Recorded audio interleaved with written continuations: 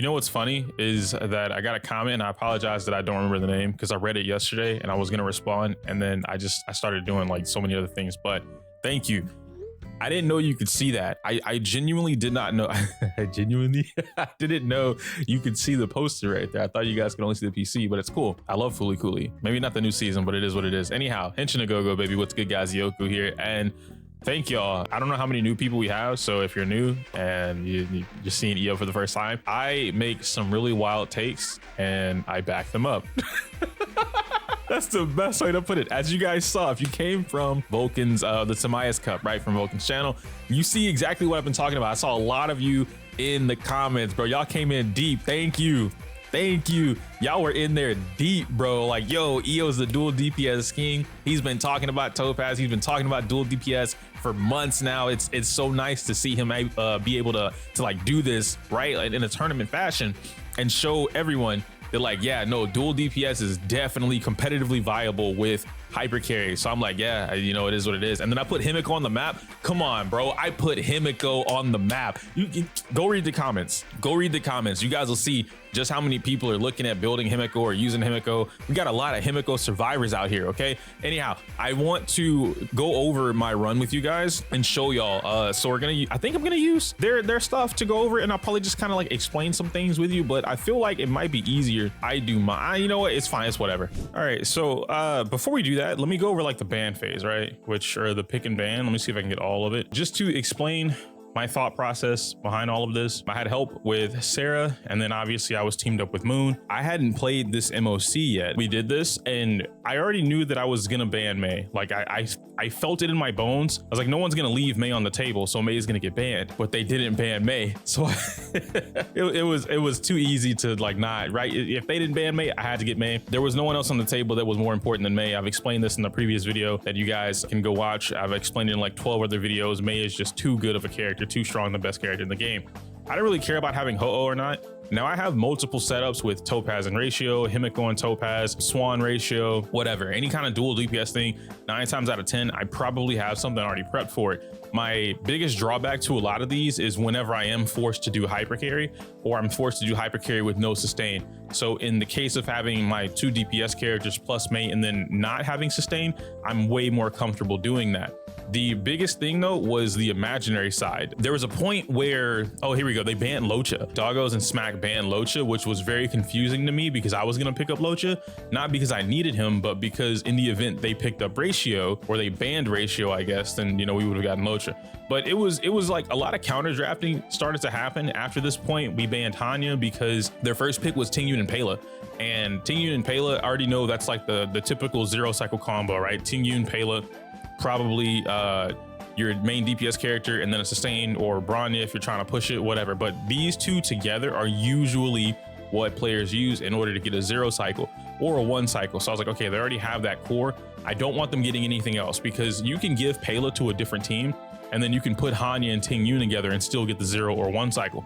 So I said, you know what? If I ban Welt, because I know my boy Smack loves Welt, if I ban Welt, he's going to pick up Dr. Ratio because it was their pick. So I said, let's not do that, because if we do that, I don't want to lose Dr. Ratio and then be forced to use Welt. Or if I ban Welt and they pick up Dr. Ratio, now I have no one, because we've banned all the imaginary characters by that point, right? Locha's banned and Baiba de Lune's banned. We would have banned Welt, and then they would have grabbed Ratio. So instead of allowing that to happen, I left Welt on the table, and then I was like, let's ban Hanya. So we agreed on that, and then we went forward from there. So the rest of the draft was pretty much just figuring out which one of us was gonna play Ratio and which one of us was gonna play anyone else, to be honest. I really wanted to do Ratio Topaz, which is what Grim and Vulcan thought I was gonna do. And even Grim said it, like that combo is very powerful. So I have no issues on either side using Ratio Topaz, because I know it was going to destroy whatever side it was on.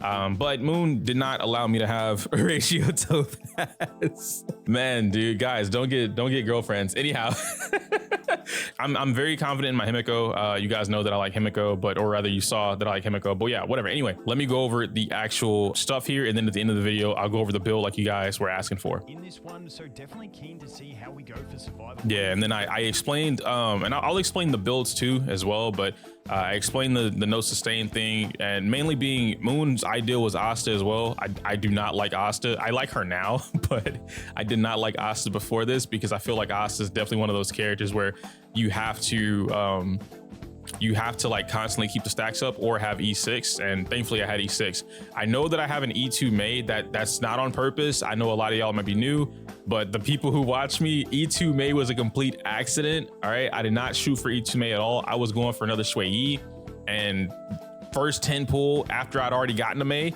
we got another Mei and we got Shui Yi. So I said, you know what? I'm not gonna complain.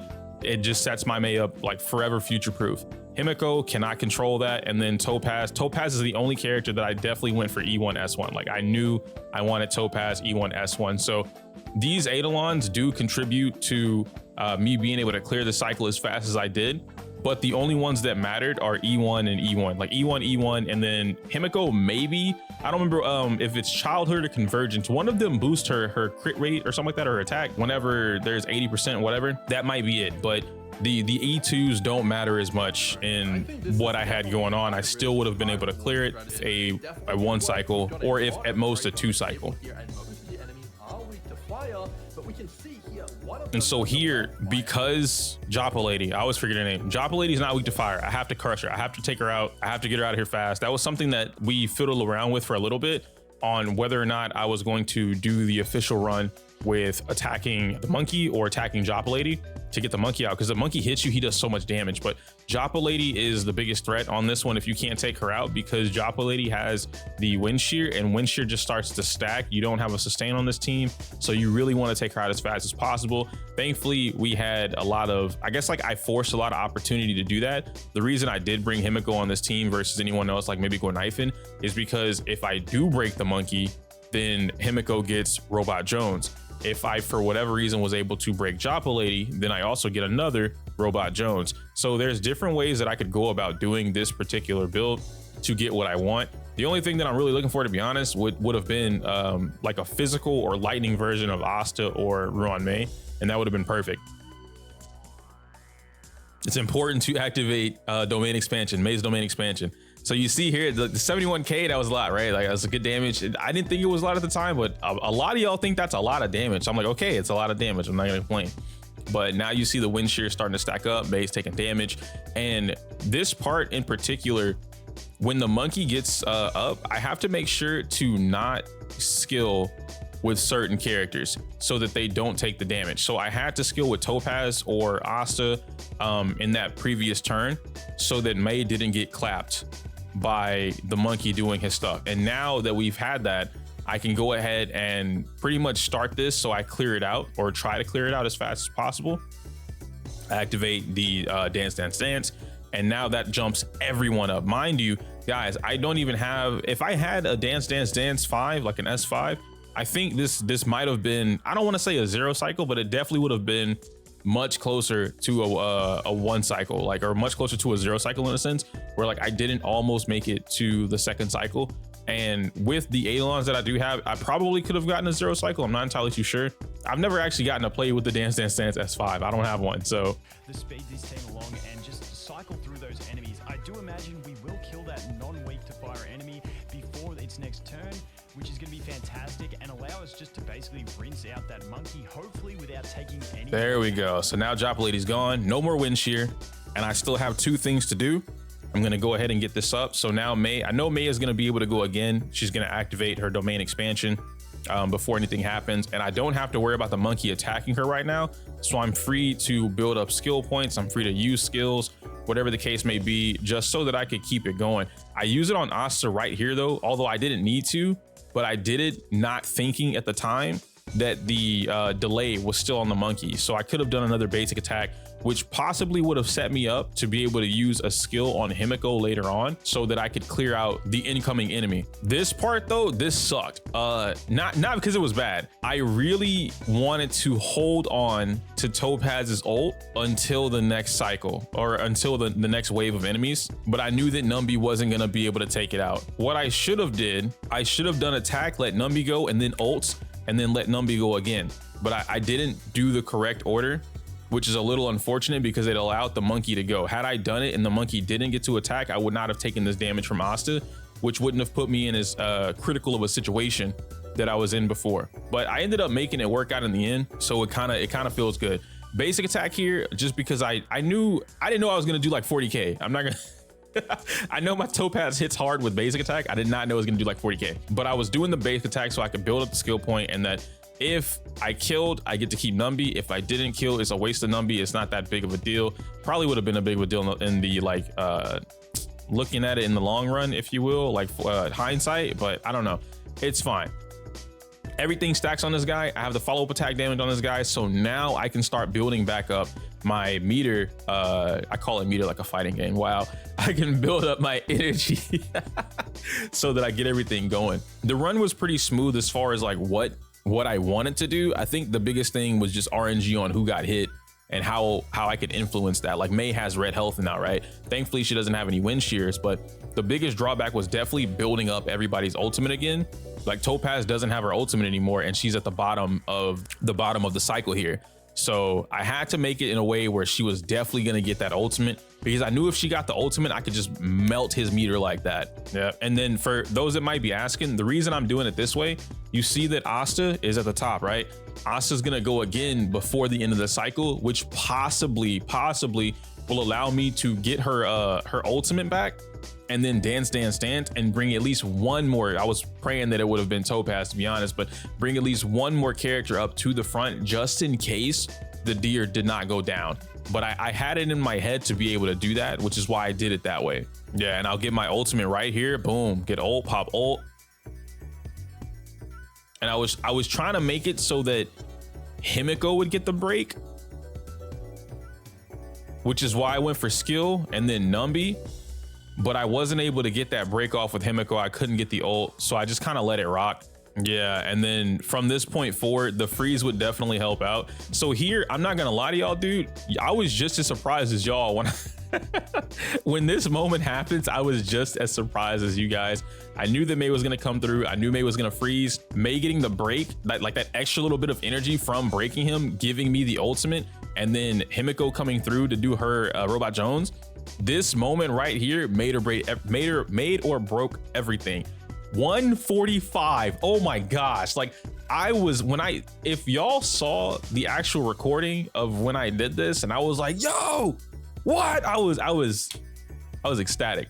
It was super cool for me. But let me go over the builds, because I know you guys are asking about that. But this was a great moment for me, man. I loved it. All right, so now I can take you guys through this, right? My game looked kind of crisp, so you know, I know it's not the game though. It's my VLC. I'm running this so that you can see directly from when I finished, and then I go right into the build. So I had to change Topaz in what I have now, but now you can see this. Ruan Mei is pretty standard. There's nothing really crazy about my Mei, to be fair. Yeah, she's E2, but like I said, the E2 is not, and I don't even have her light cone. I feel like the E2 makes up for that. Again, it wasn't on purpose. I didn't get the E2 on purpose. I'm also missing this one. I think this one's a defense orb or a defense body piece or something like that. So I'm missing the other 3 levels into that. We're running Von Quack so that she goes first, so she can trigger her ultimate first. What I wanted to do though was I really wanted to run Slow Mei. The reason I didn't run Slow Mei though is because it allowed her to get more breaks more often. Next, I went into Himeko. Himeko is my powerhouse. Normally I run a hybrid Himeko, for those that don't know. So my hybrid Himeko stats are probably around 2700 to 3100 attack, about 60 or 70% crit rate. I think it's like 70% crit rate because she has a crit body, and then about 140 or 137 crit damage, and then 150 plus break effect. Like I stacked the crap out of her break effect. She's running Talia.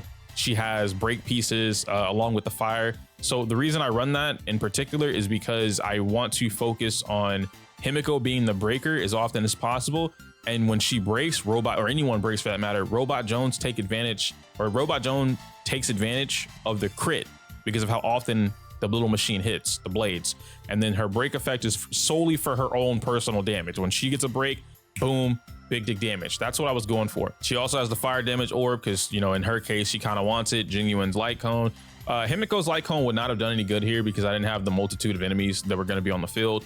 And E2, I could not control that. It's a standard character. You lose 50-50s. Topaz, very similar.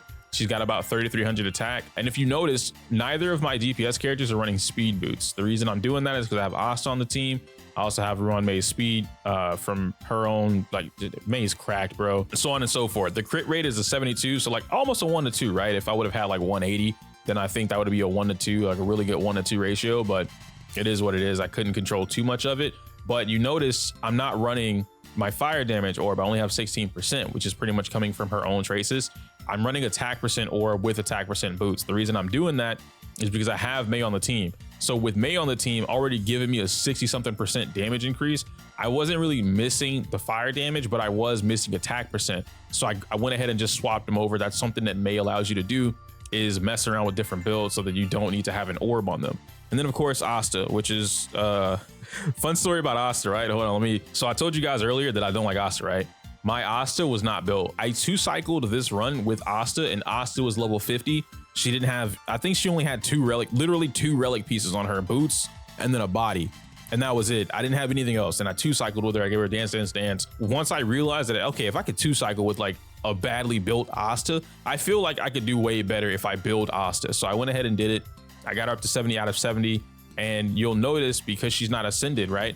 I don't have an S5 dance, dance, dance, so I'm not taking max value. And 2, I don't have her defense part. That trace right there, the bonus one at the top, I never activated it. So she gets hit way harder than she's supposed to be getting hit. And I didn't realize that. I gave her whatever pieces were going to help her with break effect as well as speed, and then just kind of left her alone from there. But that's pretty much the team. It wasn't so hard that I needed to stress how I built my characters, because I farm for these things all the time anyway. So it was kind of like most of the pieces I already had on my account. It was just finding out who wanted to do what on the team.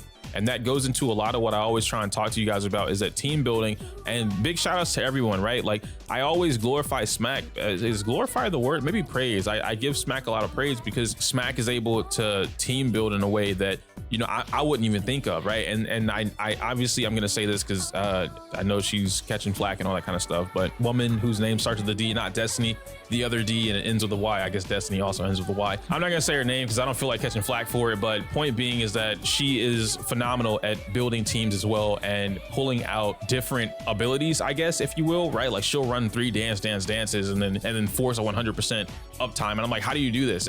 It's crazy. So the implications in this game, like what this game allows you to do with different builds and combining different things and strategies, it feels so fun. The strategizing in this game is so fun to do. I encourage everyone to just mess around with it, but you'll never be able to do this if you only care about just, okay, I'm only gonna build my supports and then nothing else, right? I'm only gonna focus on my supports, no other builds. I'm only gonna farm this one domain, nothing else.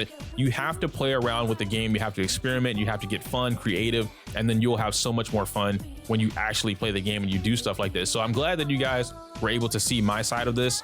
I'm really excited that you guys enjoyed it. I enjoyed it. I had a lot of fun. Destiny's killing it, right, with the Swan ratio. I really love that we came up with that combo. That was pretty nasty, but it was fun. It was so much fun to do. Doggos came out with Yang Qing trying to put my boy on the map, and he did bring some damage. All right, Yang Qing brought some damage. I was like, hold on, I might have to reconsider Yang Qing, but we tried with E1 Yang Qing and it wasn't the way. So maybe I'll revisit it in the future. I don't know, who knows, if like the video gets 1,000 likes or some crazy stuff, I'll revisit Yang Qing, right? Other than that, it is what it is. Let me know how you like the video, thoughts and opinions. I have not done a commentary style video since Pokemon, guys. I want y'all to know that I've not post-commed anything and like narrated over what I did to explain it to y'all since I've made Pokemon content. So that's been a long time.